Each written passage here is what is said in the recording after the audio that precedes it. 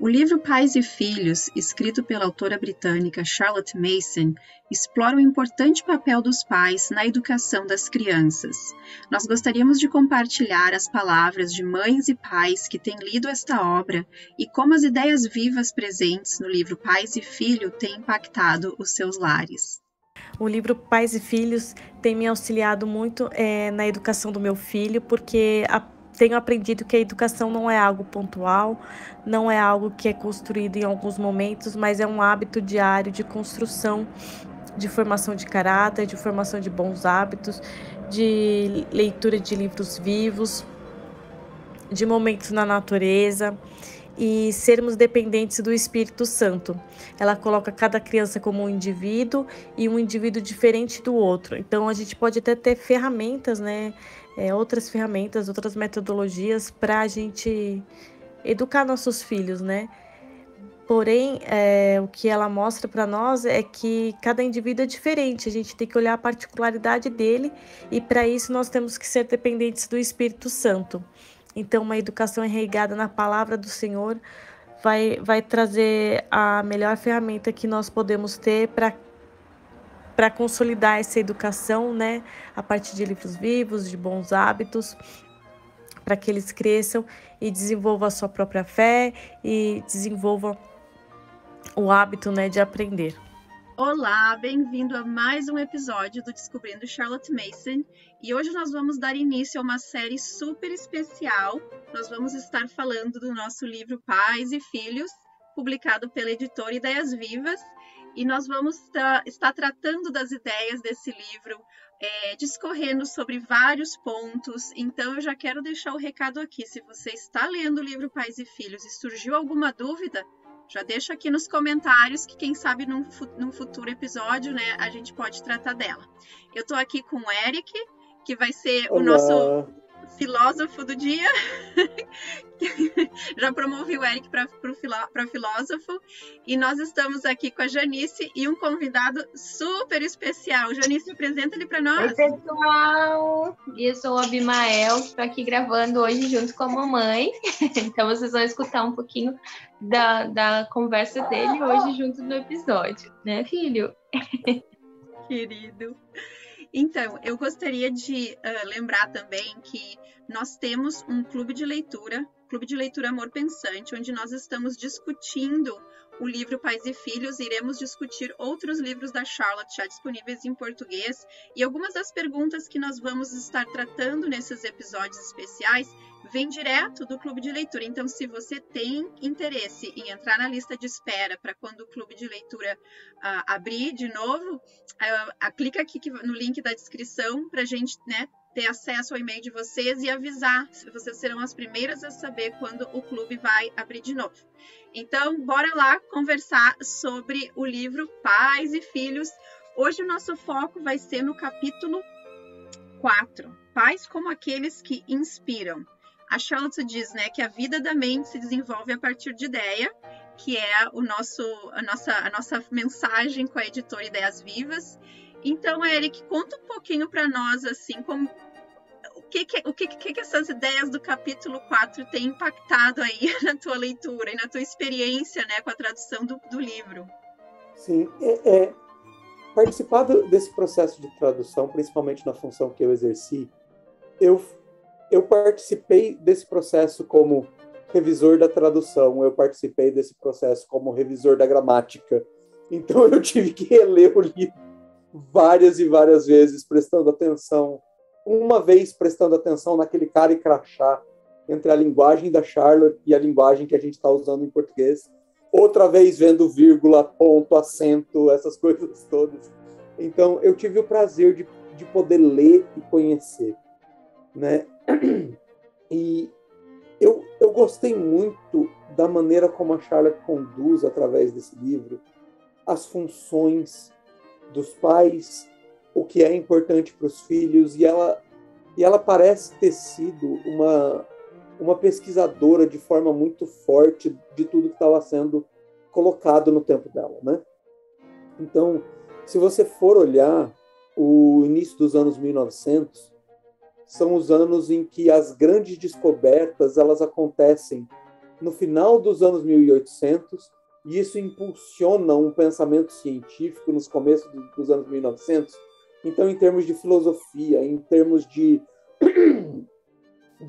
descobrir ciência, você veja que grande parte das coisas que foram descobertas, em termos de formar uma ciência de arqueologia, por exemplo, acontece no final dos anos 1800, começo dos anos 1900. É ali que se descobre a Pedra de Roseta, que dá acesso ao mundo, a tudo que estava escrito nos hieroglifos, a tudo que estava escrito no grego. Então, isso gera uma redescoberta do meio do Oriente Médio Antigo, que as pessoas não tinham acesso ainda. E a Charlotte, ela traz não só as ideias dela em termos da educação, e na verdade o capítulo 4 sugere que a gente nem use o termo educação, mas a criação dos filhos, né? E até esse termo foi um termo que a gente teve que debater bastante, como é que a gente colocaria e tudo mais, para que a gente pudesse trazer isso para o século XXI. E enquanto a gente estava lidando com isso, a Charlotte não só inova dentro do que ela está falando, mas ela está sempre citando as pessoas que estão falando daquele assunto nos dias dela, ou próximo dos dias dela. Então, não é incomum a Charlotte, nesse livro, citar outros autores, né? Ela cita 2 autores de educação, em outros capítulos ela cita Voltaire, ela fala do papel da educação de vários outros filósofos ao longo do livro, e ela está sempre citando essas pessoas, trazendo o que essas pessoas estão trazendo, e trazendo esse debate, né? Em relação ao que se pensa da educação no tempo dela e ao que ela está propondo, né? E, de novo, a ideia da Charlotte trazer, e ao longo dos podcasts, ao longo de tudo, a gente está sempre falando disso, ela trazer isso para um lado mais pessoal é uma coisa que é um tanto contra o movimento filosófico no qual ela estava inserida, que estava uma época de um iluminismo muito forte, já chegando, inclusive, nas portas da teologia, com o movimento da teologia liberal, né? As críticas literárias, as críticas de fonte, era algo que estava muito em voga em tudo aquilo que ela precisava consumir para poder produzir. E quando ela tira tudo de um método objetivo, científico e positivista e traz isso para o foco da pessoa, sem cair no outro lado, que é o existencialismo, porque normalmente nos movimentos opostos, o positivista queria que tudo fosse extremamente objetivo e nada pessoal, né? Os existencialistas queriam que tudo fosse extremamente subjetivo e nada concreto, né? Tudo a partir da minha existência. E a Charlotte não cai nisso, né? E esse livro Pais e Filhos mostra isso de uma forma que eu acho muito legal e muito inovadora, se você permitir. Porque o que ela mostra ela vai buscando o contato da essência com o contato do abstrato, né? Então ela fala de Deus, mas fala dos tecidos cerebrais, que para a época era uma coisa era uma ciência super jovem, né? No capítulo 4 ela fala um pouquinho sobre a psicologia ou sobre a psicofisiologia, e ela vai tratando dessas coisas e ela vai dando esse centro, né? Então, dentro do capítulo 4, algumas coisas que são, para mim, chave para a gente entender, e na verdade ela já introduz isso no capítulo 3, é o fato de os pais serem inspiradores.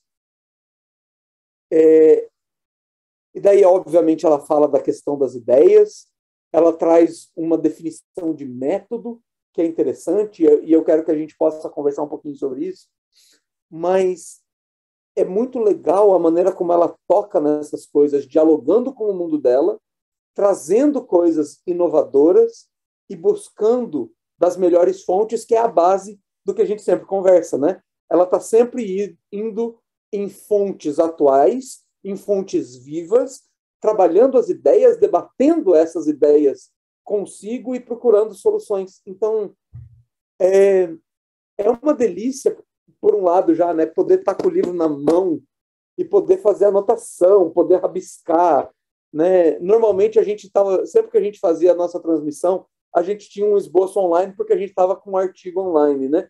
Hoje eu estou com caderno, eu estou com livro, eu estou com caneta, eu estou com essas coisas mais palpáveis para o nosso bate-papo e que já muda bastante o tom, né? Mas eu queria aproveitar e perguntar de vocês e explorar um pouquinho do conhecimento de vocês, esse lado, de começar, né? Ela começa o capítulo 3 falando dos pais como aqueles que inspiram, e ela, no capítulo 3 ela explora todo o lado do novo nascimento, ela explora o lado do relacionamento com Deus e do quanto os pais precisam levar isso para os filhos, né? Mas aqui ela está tratando das ideias. E eu queria saber de vocês se tem alguma diferença, se é a mesma coisa, toda a ideia de os pais serem inspiradores, deles serem exemplo, deles serem um modelo. Eu posso usar essas três palavras juntas? Elas têm alguma diferença?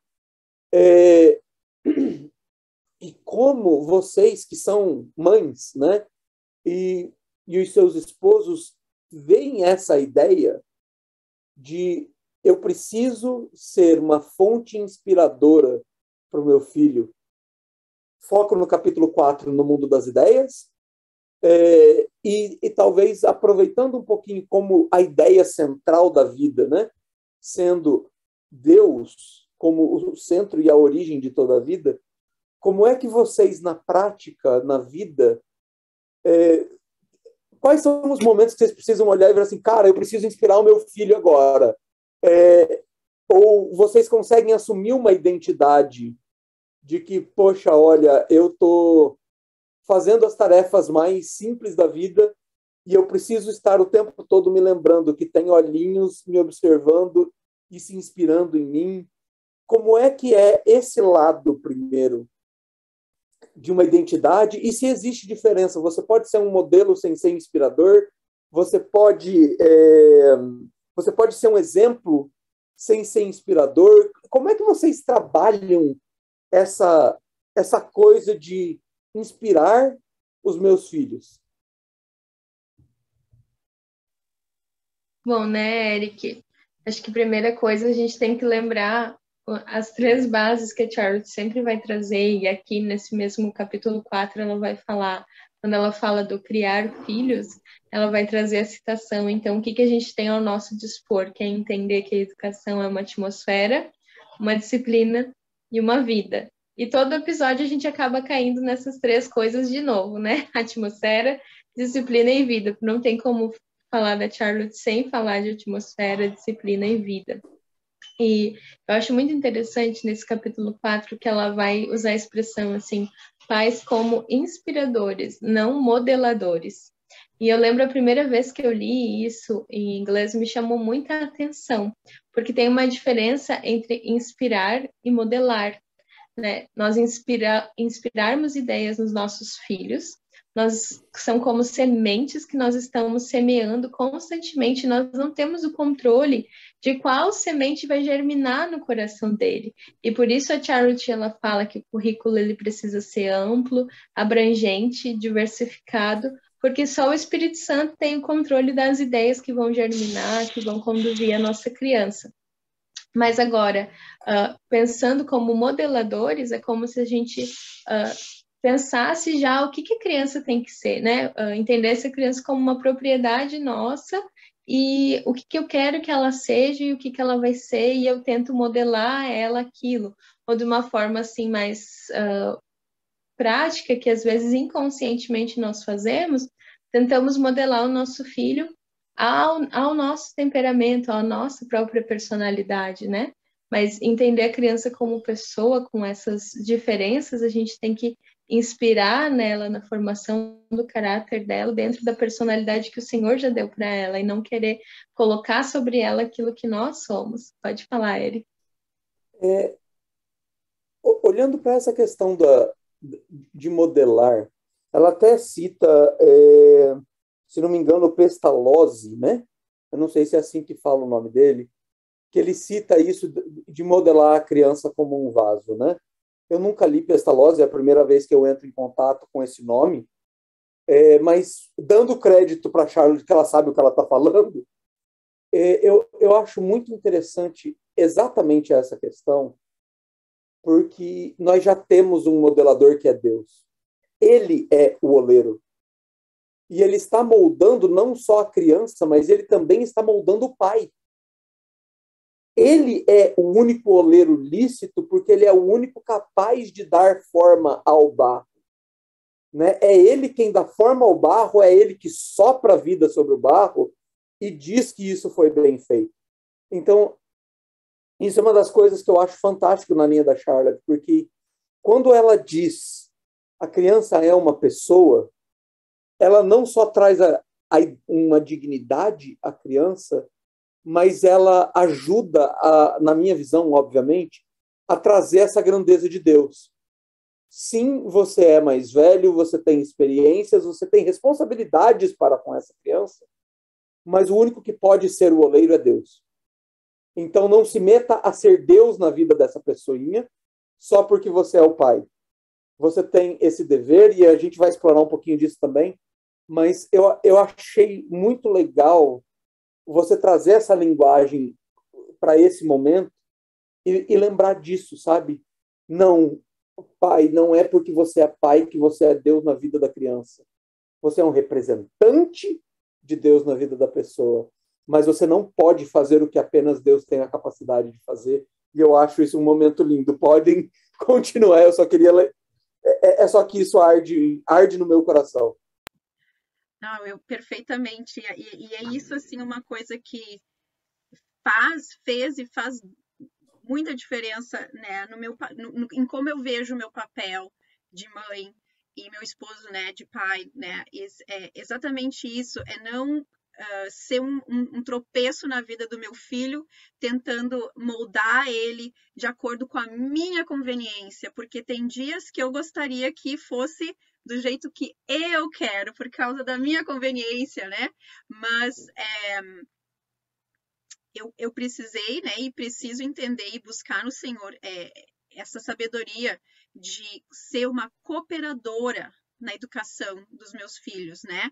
Ele é o criador e não estou aqui para tirar esse papel, não estou aqui para assumir esse papel, porque não existe como. Né? Então, muitas vezes eu percebo nas minhas vivências, nas minhas andanças, essa dificuldade de algumas mães, mesmo meu filho não faz isso, meu filho não obedece, enfim, tem uma lista de coisas que a gente pode citar aqui, né? E uma coisa que eu sempre penso é, vamos começar pelo início, vamos definir os papéis, né? O meu papel de mãe é bem específico, Deus me deu ali o ponto a ponto, ali o que eu tenho que fazer, o que eu não posso fazer, e começa a trabalhar por ali, né? Vamos, como a Janice sempre fala, né? Vamos limpar o terreno, vamos começar uma construção nova, entendendo qual é o nosso chamado, o que implica, qual é a descrição do nosso trabalho. E é até interessante, né, que o Pais e Filhos é como se fosse um manual para nos ajudar a realizar esse trabalho, porque vai ter a descrição do trabalho, como fazer o trabalho, além de várias outras coisas, como a gente está falando aqui. Mas eu acho que isso é importante, a gente entender que nós estamos cooperando nesse trabalho de educação, que a própria Charlotte fala, né, que é a palavra inadequada, e que a Janice também já ressaltou, né, das ferramentas que nós temos, então, para sermos esses inspiradores de ideia. E para nós podermos inspirar ideias vivas, ideias boas, nós precisamos também nos encher dessas ideias. Então, é importante também nós lembrarmos da nossa própria autoeducação, mas também de ir na fonte, buscar essas ideias, buscar palavras que vão nos encorajar. E aí também existe uma gama de coisas que a própria Charlotte, já naquele tempo, para as famílias que usavam o currículo dela, ela tinha uma espécie de curso, digamos assim, com vários tópicos que eram importantes às mães, né? Ela fala muito das mães porque naquela época eram mais as mães que estavam em casa com os filhos, né? Mas vamos falar para os pais, os educadores, terem conhecimento em certas áreas para realmente entender a criança, entender o desenvolvimento físico, psicológico, ressaltando nela, ela já traz toda essa questão de como que a ideia funciona de forma mecânica, de uma forma tangível, né, no nosso corpo, no nosso cérebro, como nos atinge, como que ela se multiplica, enfim, e ela dá uma série de recomendações de coisas que nós podemos fazer para sermos bons guardiões de ideias, de sermos bons inspiradores de ideias. Mas eu queria voltar para uma coisa e passar para a Janice a questão do Eric, né? Se ser inspirador, modelo, como é que era mesmo? Se é a mesma coisa?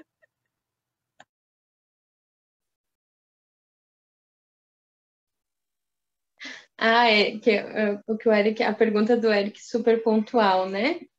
Como que a gente faz? Eu acho que a gente sim ser inspirador e modelo, porque nós não temos como falar para os nossos filhos ser aquilo que nós não somos, né? Então, toda a educação das crianças começa com a nossa própria autoeducação. Então, primeiro, que hábitos eu preciso formar na minha casa? Que hábitos precisam ser inspirados na atmosfera do meu lar?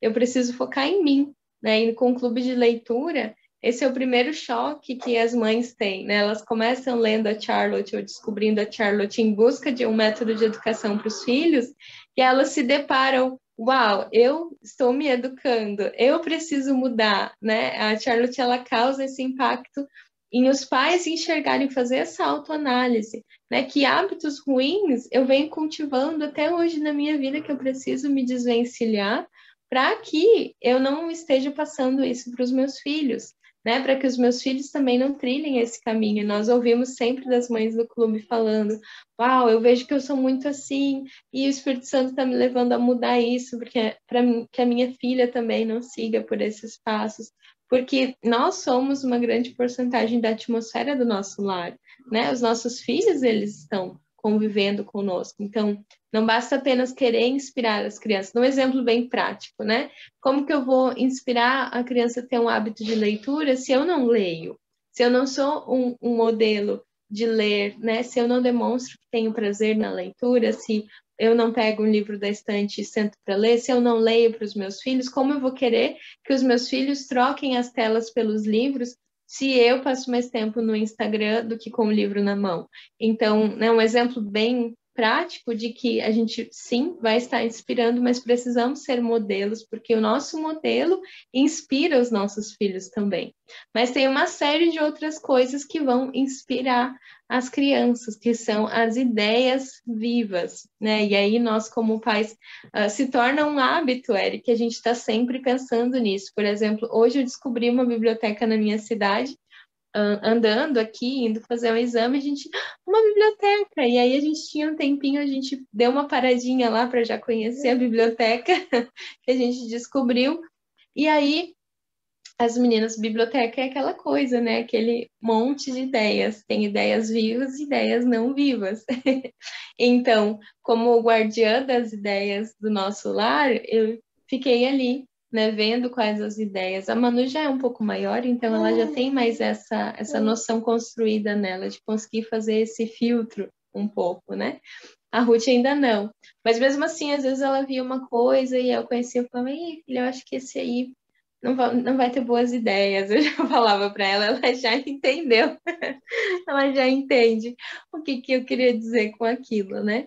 Mas da gente estar filtrando e percebendo que todos os lugares que nós estamos têm ideias que vão estar inspirando as crianças. Então, naquele ambiente, eu precisei estar permanecendo como guardiã das ideias que elas iam trazer para casa e que vão ser ideias que vão estar crescendo, florescendo no coração delas por meio dos livros, mas por meio da natureza, de tantas outras coisas que a Charlotte vai dar o exemplo para a gente nesse livro. Mas bora lá, Eric, que eu sei que tem muita coisa ainda aí para conversar com a gente. Eu quero aproveitar, como você mesma já falou, que tudo acaba voltando, né, para a ideia da atmosfera, da disciplina e da vida. E eu quero... Aqui eu vou fazer uma pergunta meio dupla, né? Porque uma das coisas que você citou é que a forma de ser inspirador, e se eu tiver errado, me corrija, é você praticar os hábitos. Então, é você ser não só o inspirador, mas o modelo, né? Mas Eu inspiro através do exemplo, eu inspiro através do modelo e sendo guardião das ideias. Mas a gente escuta muita gente falar que quer inspirar através de palavras, sem que os hábitos necessariamente venham por trás, né?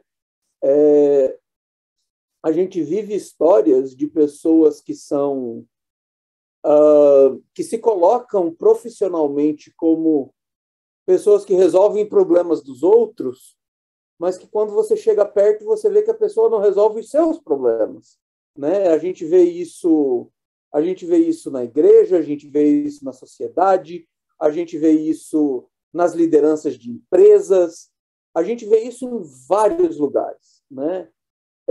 Então, a gente vê essas pessoas que pretendem inspirar sem praticar. E no mundo de hoje é muito válido você dizer: eu sei o que fazer, eu só não consigo fazer. E me parece que o que você está propondo é que esse diálogo não pode ser tão separado, né? Então, eu queria que vocês talvez comentassem um pouquinho sobre isso. E aqui no capítulo 4, quando ela cita que essa frase da atmosfera, da disciplina e da vida vem de um cara chamado Matthew Arnold. Eu também nunca tinha escutado falar desse cara, mas, de novo, confiando que a Charlotte sabe o que ela está falando, a gente vai aceitar isso como colocado. Mas ela faz ela disseca isso um pouco. E, como eu estava falando, ela reintegra a coisa, né? Porque ela fala: quando eu entendo a educação como uma vida, eu estou tratando do lado subjetivo. Eu estou trabalhando o lado da pessoa como pessoa, do que aquela pessoa gosta, do que aquela pessoa deixa de gostar. Quando eu trago isso para uma disciplina, eu trago isso para uma coisa mais objetiva. É preciso que isso toque o mundo concreto. E é assim que eu interpretei o que ela quis dizer com o objetivo, embora, às vezes, no ambiente positivista, o objetivo quer dizer um pouco outra coisa. E ela trabalha na atmosfera a ideia do ambiente onde isso acontece. Então, eu queria escutar de vocês um pouquinho sobre isso. Uma é essa ideia da Charlotte, dela unir, como eu falei antes, e esse é um bom exemplo, o lado existencialista com o lado positivista, ou seja, o lado abstrato e metafísico, se você quiser, com o lado físico e concreto das coisas, e o tratar a atmosfera, e junto com isso tratar essa ideia de se eu posso ser um inspirador metafísico ou se a minha inspiração precisa ser sempre concreta e prática, né? Não sei se a conexão ficou clara, mas eu vejo as duas coisas como muito próximas, né? No nosso mundo hoje, a gente tem as pessoas que levam tudo para uma coisa metafísica, né? Inclusive a religião, do tipo: no meu coração eu amo Jesus, mas eu não pratico nada do que ele me ensina. Eu tenho o lado eu vou te dizer como vencer na vida, mas eu não tenho o sucesso que eu estou te ensinando a ter.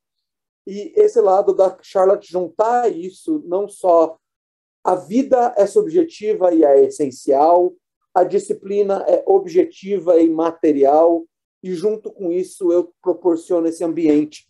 Eu não sei o quão claro eu fui na minha pergunta. Se vocês precisarem expandir um pouco, vamos lá, mas eu acho que ela abordou isso de uma forma muito legal. Nossa, vê se eu consigo começar aqui. Não, foi uma pergunta já com várias explicações, mas eu acho que ela não seria muito fã do famoso faça o que eu diga, mas não faça o que eu faça.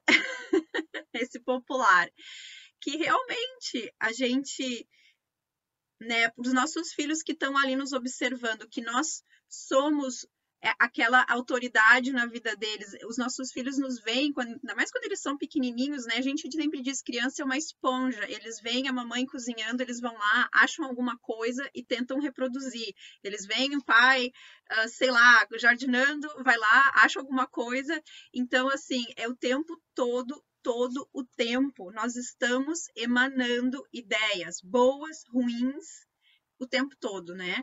Então, assim, no meu ver, eu creio que sim, nós precisamos viver aquilo que a gente fala, que a gente está exigindo dos meus filhos. Eu sempre falo para meus filhos, eu nunca vou pedir para vocês fazerem algo que eu saiba que vocês não tenham capacidade para fazer, porque eu conheço eles, eu espero conhecê-los bem, e eu também preciso ter esse tato, né, de ter já mostrado para eles como fazer, né? Então, assim, falando de uma forma prática, né, não estou falando de habilidades, se é uma habilidade manual que eu não saiba, eu vou aprender junto com eles, é uma coisa separada, então nós vamos aprender juntos, mas realmente a nossa conduta, né, o nosso exemplo, eles sabem que eu sou humana, eles sabem da minha natureza pecaminosa. Então, quando eu falho, eu explico para eles, porque eles também vão falhar. Eles precisam entender que isso é parte natural, é normal,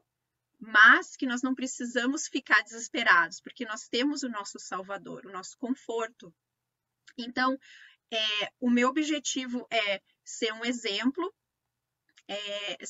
discipular os meus filhos, olhar para Jesus e ver o que ele fez no discipulado dele, tentar imperfeitamente, com as minhas falhas, buscar discipular os meus filhos dessa forma, mas lembrando, né, que eu vou falhar, sabendo que eu vou falhar e que vai acontecer comigo, vai acontecer com eles, mas mais do que isso, a ideia que eu vou estar emanando aqui é, se eu falhar, eu não preciso me desesperar, eu não preciso achar que acabou, né? Tem esperança.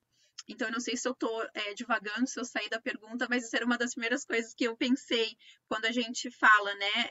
É difícil, faça o que eu digo e não faça o que eu faça. Os meus filhos percebem isso. Eles falam, mãe, tu tá pedindo para fazer uma coisa que nem tu faz. Peraí, o que é isso?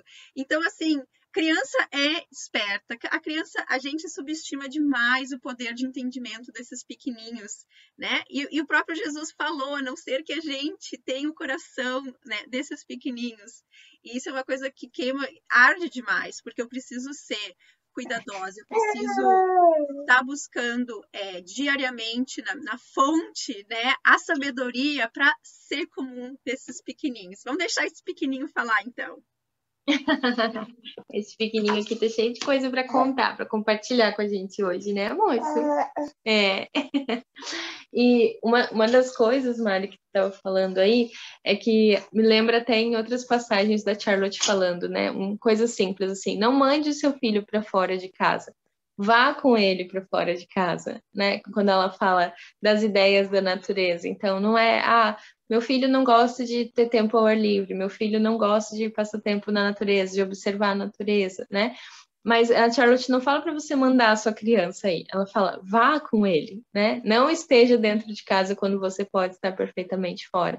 Então, vá com ele, né? Nessas pequenas coisas, seja o exemplo. Ela fala até em outras partes nesse livro, no Pais e Filhos, ela vai trazer o exemplo da criança que vê a sua mãe em oração, que vê a sua mãe conversando com Deus, o quanto que essas ideias vão inspirar o seu filho a ter um relacionamento, a entender que Deus está sempre presente, que ela pode se relacionar simplesmente por ver na atmosfera do lar aquilo acontecendo.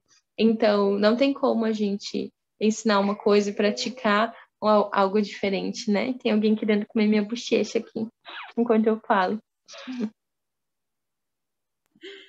É verdade, essa questão né, de nós próprios inspirarmos também a vida espiritual dos nossos filhos, né? Como que o meu filho, como que a gente até estava tendo uma discussão bem bacana no nosso clube de leitura, como que a criança vai aprender a se portar em determinados lugares se a gente não dá oportunidade para ela se portar em determinados lugares, né?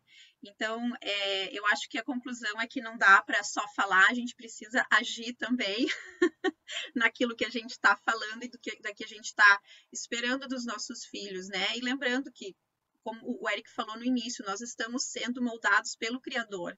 A cada dia é um pouquinho mais desse trabalho. Então, a cada dia, os nossos filhos estão sendo moldados e nós estamos sendo moldados. Eric, ficou mais alguma coisa? A questão da... Eu quero aproveitar de novo. Eu gosto desses nossos papos, ainda mais assim, quando são mais papos, porque eu consigo aproveitar muita coisa do que vocês falam, né? E uma coisa que você falou, Mari, e eu queria escutar de vocês um pouco sobre a experiência disso de vocês. Você disse assim, eu sempre falo para os meus filhos que eu não vou pedir deles algo que eles não são capazes, né? E você ainda complementou dizendo, eu conheço eles e eu espero conhecê-los bem o suficiente para poder filtrar. Imediatamente, quando você falava isso, minha mente vai para 1 Coríntios 10, em que diz assim, né? Não veio sobre vós tentação senão humana, mas fiel é Deus que não vos deixará tentar acima do que podeis. Antes, com a tentação dará também o escape, para que a possais suportar. O gancho que eu estou fazendo, comparando essas duas situações, é o seguinte. Como é que você observa o crescimento dos seus filhos, e a Janice com certeza vai ter coisas a falar disso também, em termos da confiança com a qual eles andam na vida, por saberem que as coisas diante deles são coisas que estão dentro da capacidade deles. Por que eu pergunto isso? Hoje em dia a gente se fala muito de mentalidade vencedora, de mentalidade de crescimento, de hábitos atômicos, de maneiras de você vencer depressão, de maneiras de você vencer isso, de maneiras de você vencer aquilo. Se fala muito sobre a necessidade de você poder experimentar todas as coisas. E o que você tá propondo, e a Janice falou disso também, é a capacidade de você crescer tendo um guardião das suas habilidades, um guardião das situações que, se por um lado te protege do que não é sua capacidade, te desafia porque conhece a sua capacidade.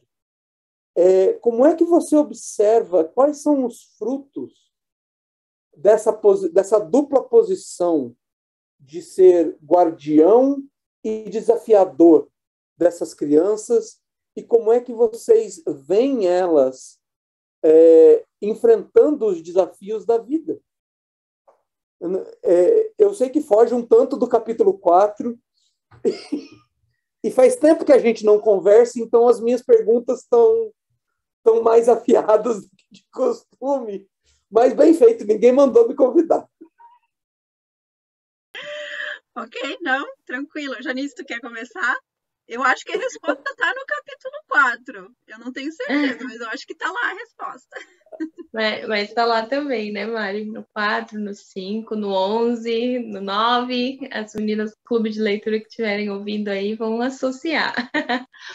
Mas eu acho que a grande questão é que a gente tem que pensar que toda essa autoeducação que a gente já falou até aqui, né? Exige o tempo inteiro que a gente esteja fazendo não só essa autoanálise, mas uma análise do coração dos nossos filhos e uma análise do desenvolvimento deles, né? Como que está o desenvolvimento físico, intelectual, moral, espiritual. E a Charlotte ela vai discorrer sobre isso ao longo do livro Pais e Filhos e vai trazer para a gente que a gente precisa entender que existem doenças morais e que doenças morais elas precisam de um tratamento especial, né? Ela traz comparações, adiantando, dando spoilers de capítulos mais para frente, mas vale a pena um episódio só sobre esse assunto, né? De que a gente precisa parar e tratar os nossos filhos. E uma ferramenta que nos ajuda muito nesse processo é o diário da mãe, porque você sentar, analisar o seu filho, refletir sobre o que ele precisa. E aí, quando a gente fala de diário da mãe, a gente não está falando de você fazer um scrapbook bonitinho do seu filho e algo que você está escrevendo pensando em deixar para ele ler no futuro. A gente está falando de um caderno onde você vai anotar esse desenvolvimento dele. Simples assim, né? Que dificuldades o meu filho tem enfrentado durante essa estação, durante esse tempo, né? Como que eu posso ajudar ele a enfrentar essas dificuldades? Lembrando que todo tratamento, para todo o mau comportamento, que acaba sendo um hábito ruim, existe um hábito bom oposto. Então, a gente consegue focar nisso e trabalhar nisso com eles. E saber do que eles já são, quais as habilidades eles já têm demonstrado, do que eles são capazes agora, né? O que tem motivado eles agora, né? Para o que eles têm desenvolvido. Um exemplo bem prático, assim. E até coisas que às vezes nós não conseguimos pegar nessa análise, mas o próprio Espírito Santo vai moldando no coração das crianças e a gente consegue perceber isso nas crianças maiores. Por exemplo, a minha filha, a Manu, eu até tinha notado isso no diário dela, que ela estava começando a ficar... Ela está crescendo, né? Ela vai fazer 9 anos, então ela começa a ficar um pouco mais vaidosa, a cuidar mais do cabelo, a ficar se olhando mais no espelho, assim, admirando o cabelo lindo, liso dela, e toda hora ela fala do cabelo lindo e liso dela. E ela estava... E eu anotei algo ali para mim, um sinal amarelo, para mim talvez ficar de alerta, para ter esse cuidado com o excesso, né, dessa vaidade, mas eu só estava ali, de olho alerta, intercedendo e percebendo se isso era uma erva daninha que ia crescer em algum momento ali no coraçãozinho dela que ia precisar ser arrancada, né? E aí achei muito interessante que ontem mesmo ela sentada aqui, ela falou, sabe, mamãe, hoje de manhã eu orei e eu pedi para Deus não deixar que eu fique muito vaidosa com esse meu cabelo. Foi tão linda, porque eu nem vi ela levantando e indo orar. E ela falou, porque a vaidade, ela precede o orgulho, e o orgulho precede a queda, né, mamãe? Então, ela veio e falou todas essas coisas que o próprio Espírito Santo trouxe e foi moldando no coração dela. Estava na minha análise dela, de trazer mais ideias em relação a isso, mas ela mesma nas nossas leituras bíblicas, na leitura bíblica dela, ou nas leituras dos contos de fado dela, das ideias que estão aqui sempre na estante, que ela tem acesso constantemente, ela percebeu, ela foi lembrada pelo Espírito Santo de que a vaidade em excesso, ela não vai levar para um lugar saudável, né? E para ela é uma coisa tão simples, só dela amar o cabelo dela, que está tão lindo, comprido, bonito, mas ela pôde perceber, sem que eu precisasse de alguma intervenção ali. Mas algumas coisas que, por exemplo, ela não percebe que eu preciso intervir. Ela tem um temperamento muito de liderança, né? Ela é bem colérica, então ela gosta de estar à frente, ela gosta de coordenar. Às vezes, quando a Ruth ia brincar ou alguma amiguinha brincar com ela, ela fala a fala dela e o que a pessoa tem que falar, então ela fala, e eu digo isso, e aí você fala isso. Ela, assim, não dá espaço para as pessoas. Então, isso é uma das coisas que está ali no diário, que a gente está sempre procurando mostrar para ela o quão importante servir, respeitar o espaço das pessoas, entender que a outra pessoa é uma outra pessoa com vontades diferentes. Então, de uma forma prática, a gente lê mais sobre isso, a gente conversa mais sobre isso e procura oportunidades de servir. E eu achei muito interessante que a gente estava numa reunião com um grupo de amigos e aí eu vi ela escolhendo ser a última, né? As crianças já tinham servido algo para as crianças comerem e ela esperou uma por uma se servir, que o temperamento dela já seria o ataque e vou pegar a melhor parte para mim, né? E eu vi ali ela esperando, escolhendo servir os outros e esperando para que ela fosse a última. Então, isso mexeu muito comigo de ver esse tratamento em ação, né? Então, um grande aliado nessa observação e tudo isso é esse registro constante que a gente pode fazer. Fala aí, Mari. Não, eu lembrei também de uma coisa, né, tocando nesse aspecto de dessa questão que o Eric trouxe, que é super importante, né? Como ao mesmo tempo ser guardiã, entendendo as limitações deles, mas ao mesmo tempo encorajando e desafiando, né? Eu acho que nós precisamos dar a base para eles, né? Que eles entendam a identidade deles, que eles saibam quem eles são, que eles são amados, que eles foram criados, pensados, cada fio de cabelo deles está contado. Então, assim, eu sussurro no ouvido dos meus filhos quase todas as noites antes deles dormir algo que encoraje eles, que lembre eles da quem que eles são, da real identidade deles, para que eles não se abalem no momento, né, do desafio, no momento que... E o mais importante é nós estarmos de joelhos, né, intercedendo por eles, pedindo para o Espírito Santo mover dentro do coraçãozinho deles, lembrando as crianças que o mesmo Espírito Santo que tem, né, que desceu quando Jesus foi batizado, tem acesso ao coraçãozinho deles, tem acesso a eles, né? Então, assim, eu não vou dizer que foi isso que eu fiz ou que foi aquilo que eu fiz que deu esse resultado. Não existe, né? Não é uma coisa que eu possa mensurar, mas é uma série de ações que a gente vai, né, destrinchando ao longo da jornada. Claro, tendo filhos um pouquinho mais velhos, como a Janice falou, a gente já consegue ver os frutos, né? E até não repetir coisas que foi feitas, né, na minha infância, digamos assim, coisas que eu, traumas e coisas, não impor neles os meus traumas, as minhas, né, os meus problemas. E porque eles não são eu, eles não são parte minha, da Mariana, né? Eles são meus, Deus me deu eles de presente para eu criar, para eu estar cooperando aqui, né? Então, eu preciso ter bem ciente de que eu preciso dar essa base para eles entenderem que quando chegar o momento de um desafio, deles saberem que eles são capacitados pelo próprio Cristo, que não vai ser eu que vou capacitar eles. Eu sou uma mera mediadora, uma guia, faço a janta, levo pro jogo de beisebol, ajudo com banho. Esse é meu trabalho e eu tô ciente dele. E que legal que dá para fazer isso, né? De você cumprir um papel tão importante, né? E o começo do capítulo fala disso, de que os pais governam o destino dos filhos, e você poder fazer isso dessa forma tão bela, sabendo da sua função e expressando a sua função.